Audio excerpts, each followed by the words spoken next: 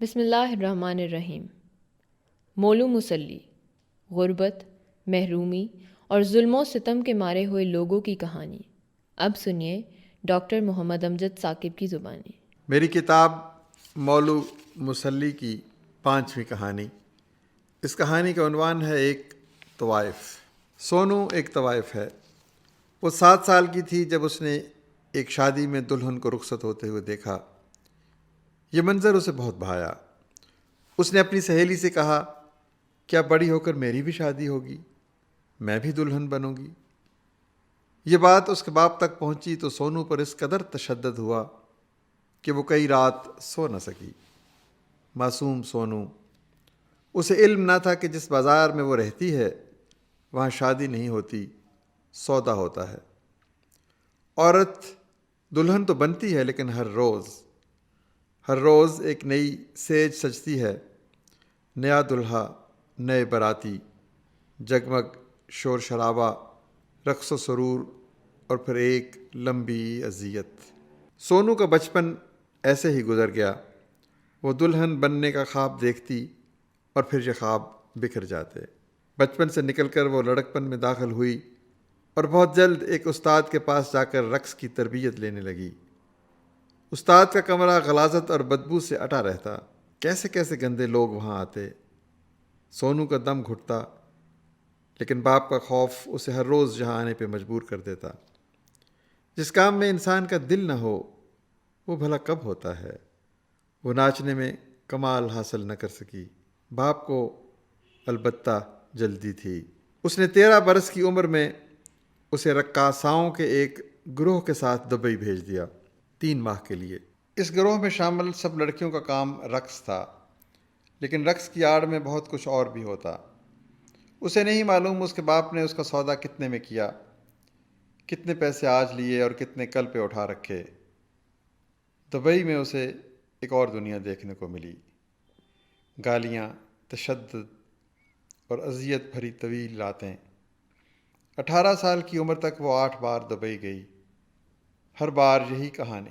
پاکستانی، بھارتی، عربی، طرح طرح کی قومیت کے لوگ، لیکن سب کے اطوار یکساں تھے، منہ زور، اجڑ، وحشی۔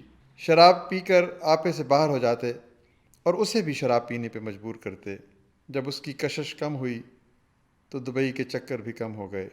اس کے باپ کا غصہ بڑھنے لگا۔ وہ ہر روز جوا کھیلتا اور نشہ کرتا تھا۔ اب یہ عیاشی کیسے ہوتی؟ بہت جلد اس کا حل بھی نکل آیا۔ اس کے باپ نے ایک مقامی شخص سے نہ جانے کیا سودا کیا کہ سونو رقص کی بجائے جسم فروشی کے دھندے میں داخل ہو گئی، اور پھر اگلے 10 سال اسی میں بیت گئے۔ 2-3 روز بعد وہ سجتی سنورتی اور کسی سیج پر کلیوں کی طرح مسلی جاتی۔ بچپن میں اس نے دلہن کو دیکھ کر خواہش کی تھی کہ وہ بھی ایک روز سج سنور کے دلہن بنے گی۔ نہ جانے یہ کیسی منحوس گھڑی تھی، سجنا، سنورنا اور پھر نئے کپڑے پہن کر کسی کی آغوش گرم کرنا۔ معصوم سی خواہش کی ایسی تعبیر۔ کچھ لوگ اسے 2-3 ماہ کے لیے لے جاتے۔ اس نے پاکستان کے سارے بڑے بڑے شہر دیکھ لیے۔ جب وہ گھر لوٹتی تو اس کے جسم کا ایک ایک حصہ درد میں ڈوبا ہوتا۔ اسے لگتا وہ سال ہا سال بعد کسی اندھے کنویں سے باہر نکلی ہے۔ سونو نے کہا، یہ کیسا انسان ہے جو بیٹی کو ہر روز نیلامی کے لیے پیش کرتا ہے، محض چند روپوں کے لیے۔ اسی دوران میرے 2 بچے ہوئے، ایک بیٹی ایک بیٹا۔ بیٹی ہوئی تو مٹھائی بانٹی گئی، بیٹا ہوا تو سارے گھر کو غم کی ایک کیفیت نے اپنی گرفت میں لے لیا۔ میرا باپ مجھے یوں گھور رہا تھا جیسے یہ بھی میرا گناہ ہو۔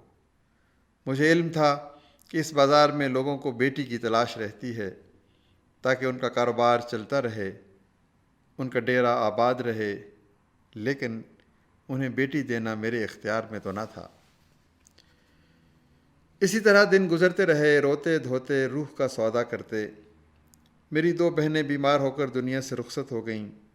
ہماری آمدنی آدھی رہ گئی۔ میرے باپ کے ظلم اور بڑھ گئے، کیونکہ اب آمدنی کا واحد ذریعہ میں تھی۔ گویا میری قسمت میں دوہری مشقت لکھ دی گئی۔ رات دن بس ایک ہی ستم۔ مجھے پہلی بار سکون اس وقت ملا جب میرے باپ نے اپنی زندگی کا آخری سانس لیا۔ میرے سامنے اس کی میت پڑی تھی اور میرا جی چاہ رہا تھا کہ میں اس کے منہ پہ تھوک دوں۔ اب تو اسے اس دنیا سے رخصت ہوئے کئی برس بیت گئے، لیکن کبھی جی نہیں چاہا کہ ہاتھ اٹھا کر اس کے لیے دعا ہی کر دوں۔ میرے ہر دکھ کا بیج اس نے ہی بویا تھا۔ میری زندگی اگر گناہ تھی تو اسی کی وجہ سے۔ میں اسے کیسے معاف کر سکتی ہوں؟ میں اس لمحہ کو زندگی بھر فراموش نہیں کر سکی جب میں نے دلہن بننے کی خواہش کی اور مجھ پہ ظلم و ستم کا پہاڑ ٹوٹ پڑا۔ کبھی کبھی سوچتی ہوں شاید اس المیہ میں اس کا بھی قصور نہ ہو۔ ہماری بستی کے اصول ہی نرالے ہیں۔ یہاں ایسا ہی ہوتا ہے۔ عورتیں یہاں محنت کرتی ہیں اور مرد ان کی کمائی پہ زندہ رہتے ہیں۔ سارا دن سونا اور ساری رات جاگنا، نشہ، جوا، بے شرمی، حرامی پن، گندگی، غلاظت۔ یہ جو مشرق کے تقدس کی کہانی ہے محض افسانہ ہے۔ عورت کس کس طرح روندی جاتی ہے اور مرد کتنی پستی میں گرتا ہے۔ یہ سب دیکھنا ہو تو طوائف کے گھر میں آ کر دیکھیں۔ زندگی کی ایسی گھناؤنی تصویر آپ نے کہاں دیکھی ہوگی؟ سونو کی آنکھیں بھیگنے لگیں۔ میں اپنے سب سوال بھول چکا تھا۔ اس کے بعد میں اور کیا پوچھتا؟ اس نے واپس جانے سے پہلے سر اٹھا کر میری آنکھوں میں جھانکا اور کہنے لگی، مجھے گناہ سے نفرت ہے۔ میں ہر روز نیلام ہونا نہیں چاہتی۔ مجھے یقین ہے ایک روز اس دلدل سے ضرور نکل جاؤں گی۔ سونو نے یہ کہا اور اٹھ کر چلی گئی۔ اس بات کو 4 برس بیت گئے۔ ایک روز سونو کی زندگی میں ایک اور موڑ آیا۔ ایک مہربان عورت نے سونو کو بیٹی بنا لیا۔ یہ کیسے ہوا؟ یہ ایک لمبی کہانی ہے۔ سونو کے جی میں گناہ سے جو نفرت تھی، شاید یہ اس کا صلہ تھا۔ لاہور کے شاہی محلہ اور اس کے گرد و نواح میں ایسی کئی کہانیاں ہیں۔ کاش ہم یہ حوصلہ کر سکیں، کاش ہم یہ کہانیاں سن سکیں۔ سونو کا اصل نام کچھ اور ہے۔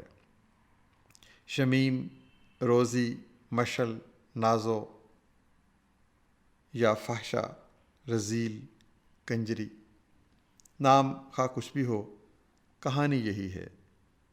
سوال اس کے نام کا نہیں، سوال اس کے زخموں کا ہے، اس کے بدن کے زخم اور روح پہ لگے گھاؤ۔